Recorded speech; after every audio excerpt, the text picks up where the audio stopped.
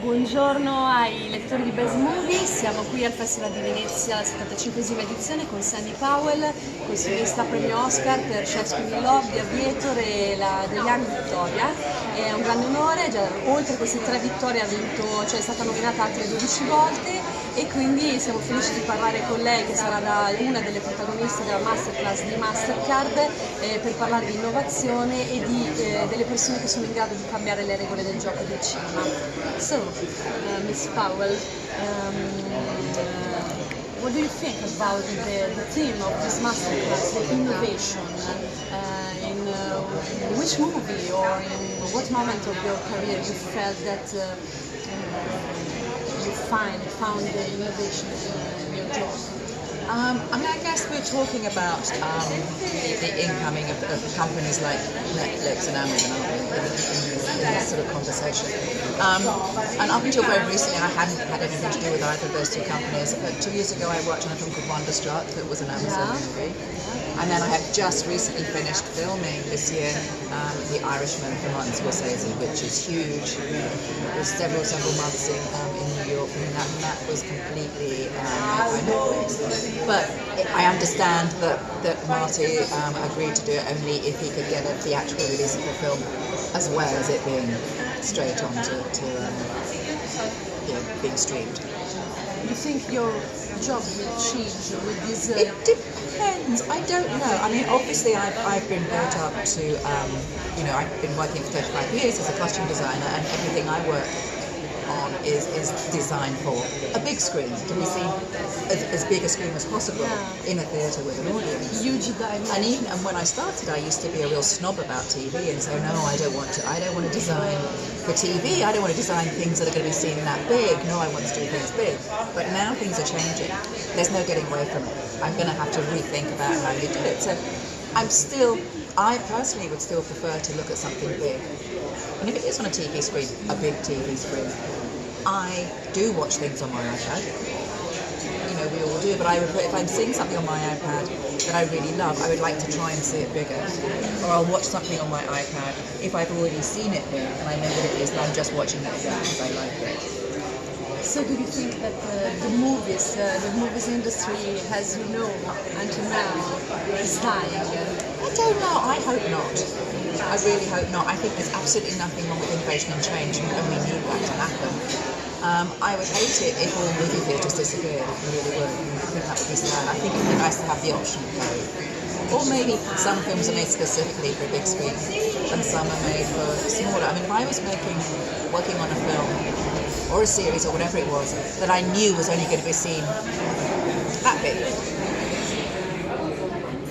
I'd have to really think about doing it. I suppose I would do it if it's a fantastic story and it's a worthy project, then I would do it. But if it was about me wanting to produce clothes that really get seen, then I'd think twice about it, and maybe it means I have to go back to working in the theatre. I don't know. We will see. I'm not saying it shouldn't happen, but it's difficult. I really hope the big screen doesn't disappear altogether. Yeah, of course. And for your kind of job, you need a lot of inspiration. Where do you find it? Well, inspiration comes from everywhere. Everything, everywhere. You look around, there's inspiration everywhere you look. I mean, in life, obviously books, painting, art, other films, fashion, and then just keeping your eyes open every day. People. Is it a kind of full immersion? Exactly. Yeah. I mean, every day I'm looking at people, and you get inspiration. You remember things, you see things you like. You work a lot with Scorsese. How is it to work with him? Well, I work a lot with him because I enjoy working with him. So obviously, it's very good and inspirational and educational. They say he's very severe. Severe? He knows what he wants. He knows what he wants, and I think that's good. And I think being disciplined, maybe severe is the wrong word, maybe discipline is a good word. What is the movie that you love most for your cost especially? That's so difficult because there are different, it's really, really difficult to pick one. It's like asking somebody to pick their favourite child, isn't it? You love them all for different reasons. You have different reasons. Like maybe something that was really hard work and then it came out really well, so you like that, or maybe one, was that you just love the costumes. I mean, generally, I try to love the costumes that I'm making, so I can't tell you that. Or I have a film that I had the best fun on, or I made the most friends. I mean, sometimes they're the best films, but not necessarily the best in terms of critical acclaim for the film. So which movie was the biggest challenge? I suppose one of the hardest was Gangs of New York for several reasons. I mean, it was the first film I did with Scorsese and I didn't know him. On top of that, it was enormous and it was the biggest film I'd done. So actually working with a new director and someone like Scorsese, so that was sort of scary to begin with. And we made it the whole film in Italy, as you probably know. So that wasn't as easy. I mean, but it was easy. It was fantastic working. I love it. Italian technicians are great, but actually working in another country with different people and unfamiliar surroundings always makes things a bit harder as well. So it was challenging in that it was big, and it got bigger and bigger and bigger as we went along. How has changed your job since the beginning, since you started? I think the only change, the process is exactly the same. For me personally, it's changed because I have more experience. So I know shortcuts, I know how to do things, I know what to put my energies into, I know what to not waste time worrying about. But I think the changes have been technology, obviously. I mean, starting with just even the research process, it's so much quicker now that we have the internet. And when I started, we didn't, it was just going to the library. Looking in books, which I still do. I haven't stopped looking in books because there's the internet, but you can get an awful lot done on the internet, so that really is obviously the biggest change. Digital photography as opposed to film makes a difference in how you approach something and how it looks. And now the visual effects, which are getting more and more and more sophisticated. And in your normal life, how do you like to dress? It's very colorful, I see. Colourful sometimes. I like to dress in many different ways. I like dressing. I like clothes, and I love dressing up. So I don't dress up every day. Some days I look really boring. And about artists, about arts, what are your favorites? Especially in Italian. But think of Italian art that I like. Yeah. Well, do you know what? The very first film I ever worked on was in 1985, and it was a film called Caravaggio, about the artist Caravaggio, and so that has always stayed with me. Do you know what I mean? That's God, that's such a difficult question. Come on, which Italian artists? I mean, there are so many, and they're all fantastic, and it's really difficult to pluck something out. There's the fashion designers who are as fantastic as the artists. You know what I mean? Italian, Muccia Prada. There's some fantastic designers. Okay, so thank you very much. Thank you. Sono sempre Marita Pignolo, un saluto ai lettori di Base Movie, siamo qua con Blanca Suarez, attrice attualmente di una serie molto famosa che si chiama Las Chicas del Cable e anche attrice per registi come Pedro Almodovar e anche lei sarà una delle protagoniste del masterclass di Mastercard di oggi insieme a Spike Lee e David Cronenberg. Quindi Bianca, oggi si parlerà di innovazione. Si parlerà di serie in streaming, di nuove piattaforme, nuovi device. Cosa ne pensi? Tu sei tra l'altro una protagonista che sta vivendo un momento di successo su queste piattaforme. Sí. Creo que es el futuro, creo que las cosas están cambiando. Creo que las cosas están cambiando, creo que un claro ejemplo es la serie con las chicas del cable que mencionabas. Ahora mismo en este festival ya ocurrió en Cannes hace un tiempo, en este festival hay muchas películas producidas por Netflix, por ejemplo. Y yo ahora mismo la duda que tengo es qué va a pasar con los cines físicamente, si veremos toda la función en unos puestos de teléfono no está estable. Pero creo que hay algo de romanticismo que siempre va a quedar, pero creo que es el futuro, el cine está cambiando, la tecnología ha llegado y hay que adaptarsi. Quindi pensi che c'è ancora spazio comunque per il grande schermo? Sí hay espacio para el estreno del cine, sí. Yo espero que sí.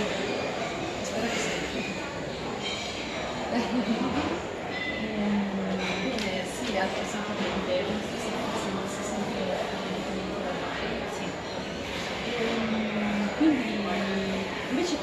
lavorare con Almodóvar, con un grande maestro come lui.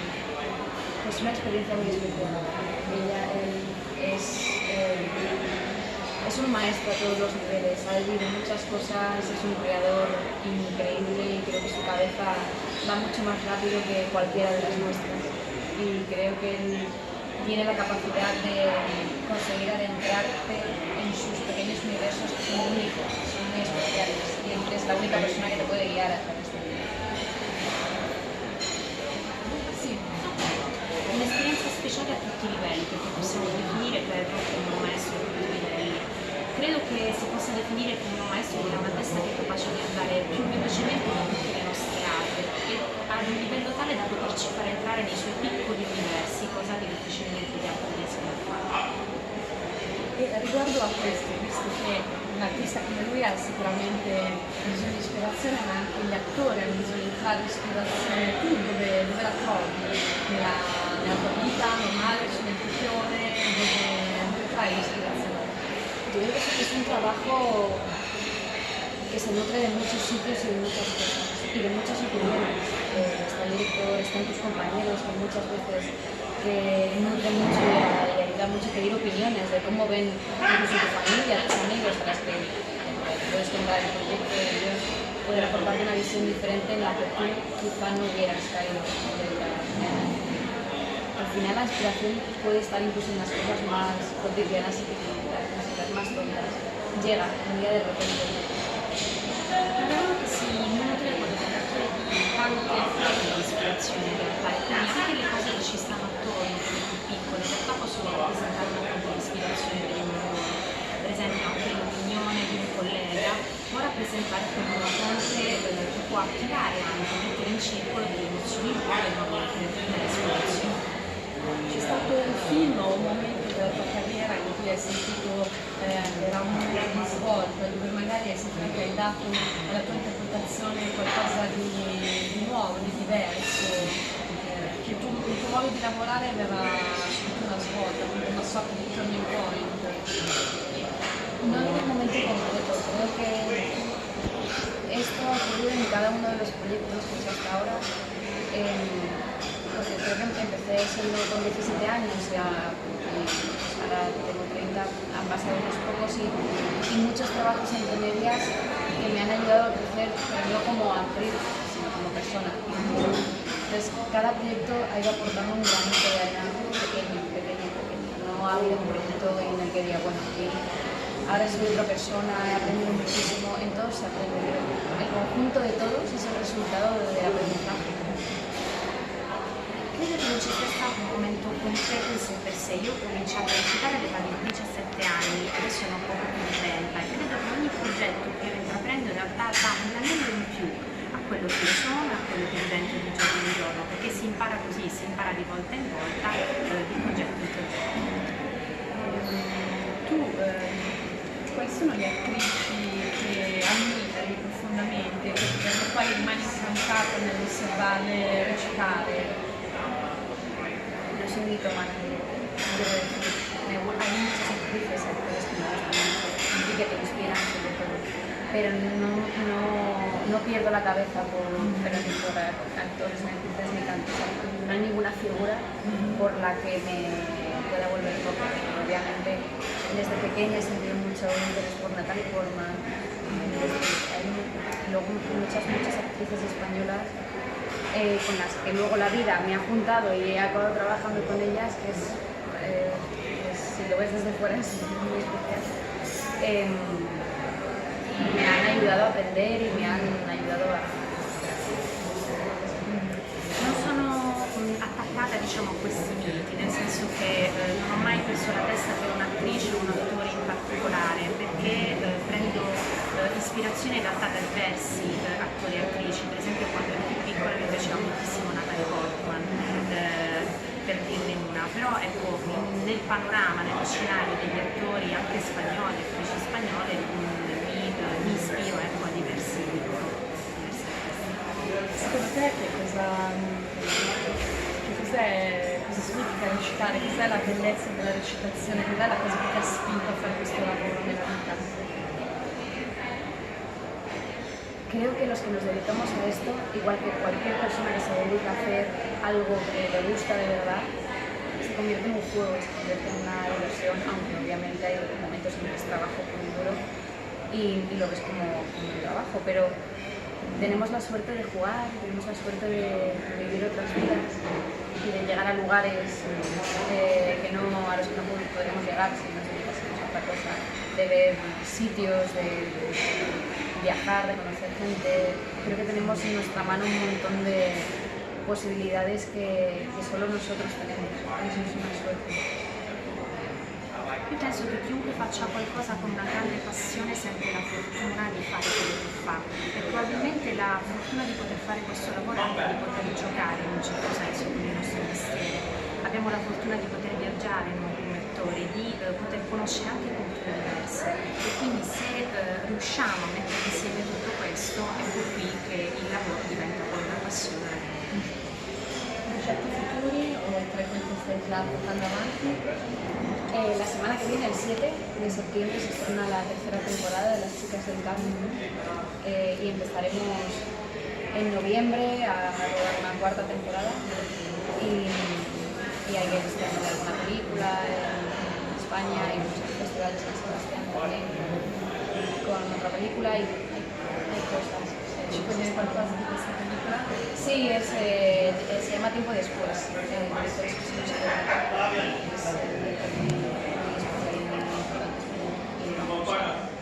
A estrenarla a San Sebastián. Allora, come progetti futuri c'è la terza stagione di Las Chicas del Cable che va in onda il 7 settembre in Spagna e poi a novembre cominciamo a girare la quarta stagione e poi usciranno altre cose, tra questi il film Tiempo Después, che è un film a cui sono molto legata e che insomma uscirà anche questo prossimo anno.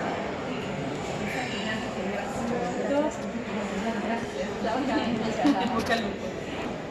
Buongiorno ai lettori di Best Movie, siamo qui con Susanna Nicchiarelli che l'anno scorso fece un grande successo con Nico 1988 e che recentemente è stato anche, ha ricevuto dei riconoscimenti a New York e siamo qui perché lei sarà una delle protagoniste insieme a Spike Lee, David Cronenberg, Cindy Powell e così via di questa masterclass di Mastercard per parlare di innovazione tecnologica, di come sta cambiando il mondo del cinema e quindi Susanna partiamo subito con chiederti proprio questo, che cos'è l'innovazione per te e come sta cambiando il mondo del cinema e dell'industria?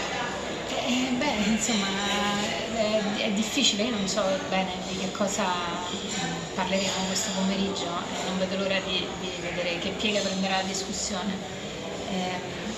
Sicuramente è un momento in cui sta cambiando il rapporto tra la sala e poi la fruizione su piattaforme digitali, nel senso che da una parte questa è una grande ricchezza, il fatto che adesso comunque grazie a queste piattaforme diverse il pubblico puoi raggiungerlo anche appunto in luoghi dove o con una durata con cui il film non fa in tempo ad arrivare invece nella sala.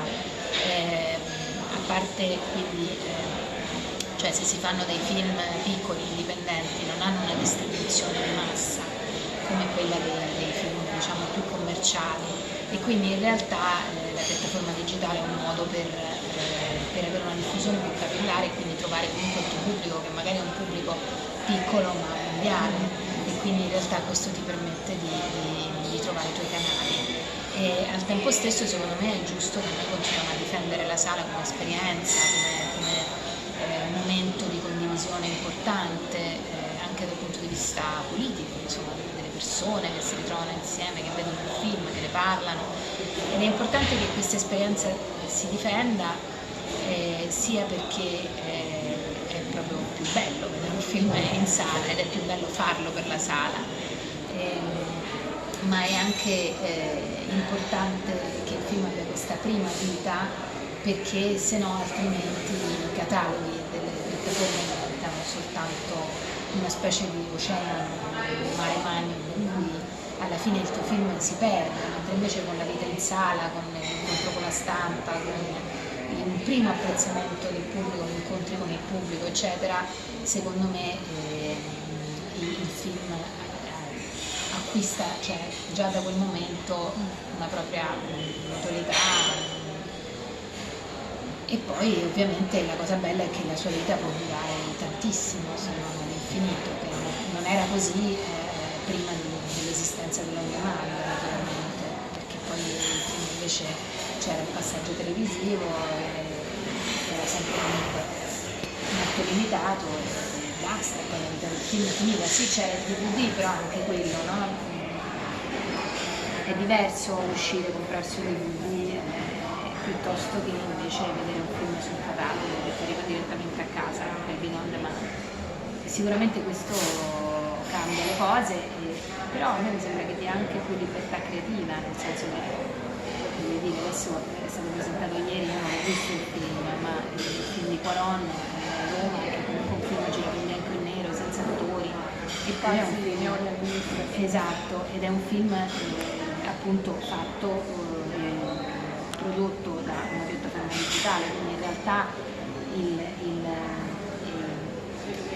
potrebbe essere che acquisti in libertà, cioè invece di avere quella spada di Damocle della commercialità del prodotto, invece in qualche modo l'accesso al catalogo digitale, no? Ti dà la possibilità di credere che il tuo film, per quanto strano, per quanto piccolo, per quanto particolare, troverà il suo pubblico. Qua ci sono atteggiamenti diversi. Qui per esempio diceva che il pensiero comunque che il cinema possa davvero ridursi tutta questa piccola dimensione, vedersi solo sullo smartphone e così via, gli spezza il cuore. Cronenberg dice che comunque è un destino inevitabile e che pertanto comunque il grande cinema, quello che abbiamo conosciuto finora, è destinato a morire. Tu insomma cioè, lo vedi come una risorsa perché si vuole far riconoscere, però nello stesso tempo dice bisogna difendere anche il grande cinema. No, io non lo so cosa succederà, so che dall'inizio, dalla nascita del cinema, il cinema è stato sempre in crisi o comunque messo in crisi dalle innovazioni tecnologiche e si è dovuto reinventare fin dal momento in cui è arrivato il sonoro, cioè Tango sotto la pioggia racconta proprio questo, no? Il problema improvvisamente un cinema che diventa sonoro, gli attori che devono parlare, l'arrivo del colore, questo problema c'è stato sempre, l'arrivo della televisione. Negli anni '80 si diceva che appunto il cinema ormai era morto perché la gente aveva guardato la televisione e non è successo, sono passati più di 30 anni. Quindi non me la sento proprio di fare previsioni, perché anzi dentro di me io spero che il cinema vada avanti per sempre, se no non farei questo lavoro. E il cinema naturalmente è la sala. Detto questo, che alla sala seguano altri svariati modi di godere del cinema è solo un vantaggio per noi, per non parlare del fatto che sono anche altri modi che i film hanno per guadagnare, che significa altri modi per fare altri film, quindi sono delle ricchezze, nel senso lottare contro, però difendere l'esperienza della sala dal punto di vista estetico secondo me è importante, è un'operazione culturale che va fatta sui giovani, nelle scuole, bisogna portarli al cinema, fargli capire perché uscire dal privato, no? La visione privata è sì interessante, però la visione collettiva insieme ad altri è un'esperienza completamente diversa. Io per esempio insegno anche cinematografia e ai miei studenti che sono appunto giovani, cioè hanno 20 anni, quindi vengono li costringo a vedere i film in classe con me, a vederceli tutti insieme, perché lo so che quando se li vedono da soli sono molto più distratti, molto più anche si annoiano più facilmente, a volte magari invece sono anche più concentrati, cioè l'esperienza di vedere un film da solo può essere anche molto positiva, però io li costringo a quell'esperienza lì per fargli capire che quell'esperienza lì, e ugualmente quando loro fanno cortometraggi li costringo a vederli con il pubblico che li vede, è un momento fondamentale per capire anche il valore dell'opera. A proposito di visione collettiva, quest'anno tu hai vissuto questa grande avventura a partire dall'anno scorso, hai accompagnato questo film un po' dappertutto, ecco, raccontaci un po' come è stato. Insomma, per esempio il mio film è stato venduto in tutto il mondo, in tantissimi territori e sicuramente, a parte l'America, dove in America abbiamo avuto una distribuzione più grossa, però sempre dall'istituzione di cinema indipendente, e il mio film ha avuto comunque una vita da cinema indipendente, nel senso che ovviamente non ha fatto le cifre che fanno i grossi blockbuster, cioè ha fatto 007 o Fast and Furious, esatto, però forse quello che è stato bello è stato proprio vedere questo, vedere come ogni singola distribuzione in ogni paese affrontasse l'uscita, la scelta delle sale, il tipo di pubblico che ci andava quando incontravo il pubblico. Insomma è molto bello poter avere un pubblico in tutto il mondo. Poi se magari la somma di questo pubblico in tutto il mondo magari non arriva a quella che può fare, non so, 007 in Italia da solo, anche lontanamente, è diverso, ecco. Però per me è stata un'esperienza molto forte, molto, molto bella, perché anche vedere il film in sala con pubblici diversi, di nazionalità diverse, vedere le reazioni, rispondere alle domande ai dibattiti, avere a che fare con interlocutori diversi, anche appunto come dicevo lavorando all'uscita del film, dal trailer al manifesto eccetera. È stata un'esperienza molto arricchente, nel senso che secondo me un regista cresce, poi nel film successivo ci vede anche tutto quello che ha imparato rispetto all'esportabilità delle cose, che non significa che dobbiamo dimenticare la nostra identità, insomma, che dobbiamo fare delle cose genericamente universali, anzi spesso le cose più particolari sono quelle più universali, no? Che funzionano di più universalmente, però significa che bisogna essere pronti a comunicare con pubblici diversi, in luoghi diversi, anche lontani, cioè per quanto uno magari racconta una storia particolare, cercare di tirarne fuori l'elemento più universale. Qual è stato il complimento, il riconoscimento che ti ha fatto più piacere nel corso di quest'anno?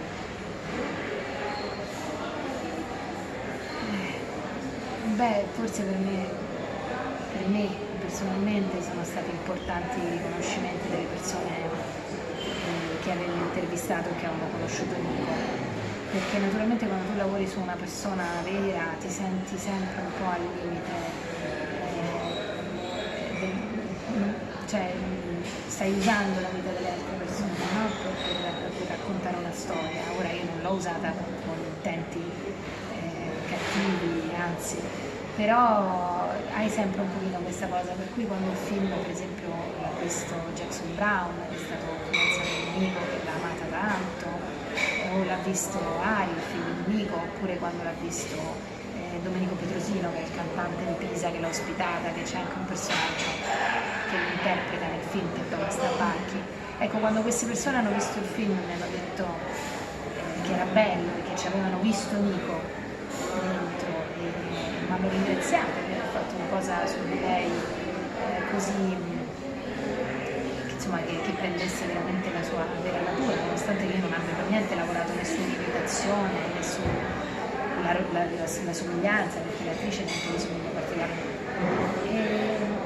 Ecco, questi sono stati forse i complimenti più importanti per me personalmente, perché un po' quando lavori sulla vita di persone reali senti questa malinconia, no? Che sono cose successe davvero e che potresti fare del male a qualcuno, dispiacere a qualcuno e non avrei mai voluto.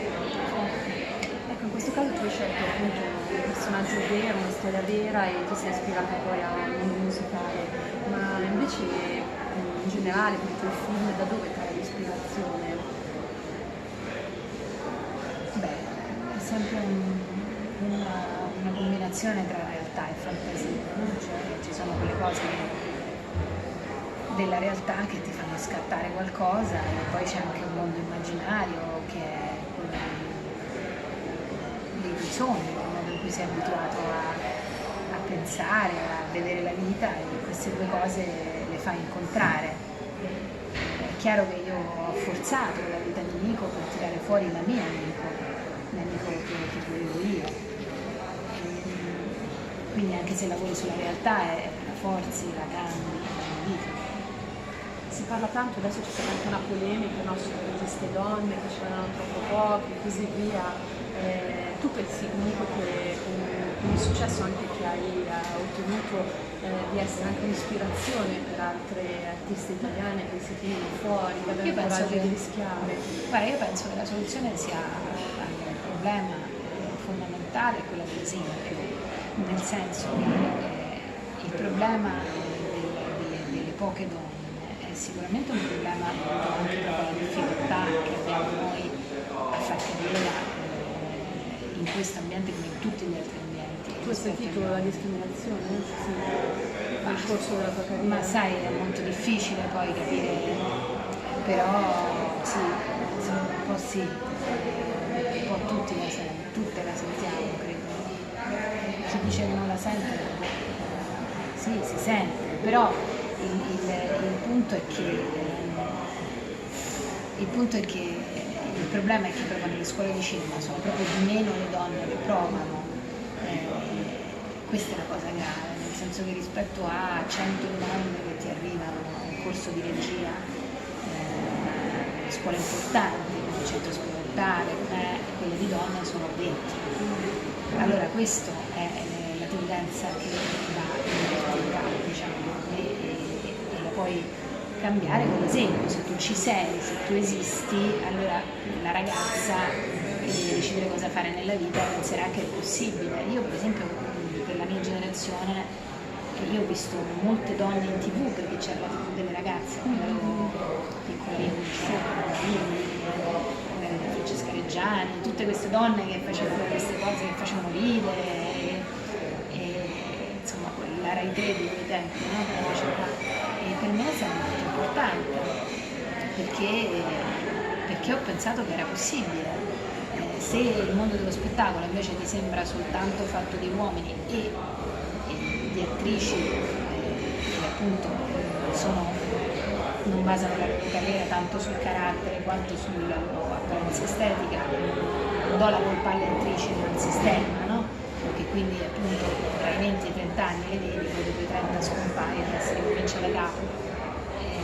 Ecco, finché sarà così, è chiaro che le donne si castreranno anche da sole, no? Rispetto a fare un percorso nel mondo dello spettacolo. Secondo te perché questo non è un fenomeno che si osserva solo in Italia? Come mai c'è questa sembra che ci sia poco interesse per la vita da parte delle donne, a parte quello che possono essere gli ostacoli? No, non è poco interesse, è quello che dico. No, sì, no, però nel senso io osservo anche che effettivamente, non so, la sensazione che appunto tu dici arrivano poche richieste, ma secondo te perché quindi non... Sì, perché ci sono gli esempi, perché cioè voglio dire, è chiaro che veramente molto di meno a una donna di fare l'astronauta che un uomo, se ci sono solo astronauti uomini. No, intendevo dire che cos'è che secondo te spaventa della regista rispetto ad altri che No, ma tutti i lavori sono difficili, poi sicuramente quello che deve essere difficile è il lavoro dei comandi, nel senso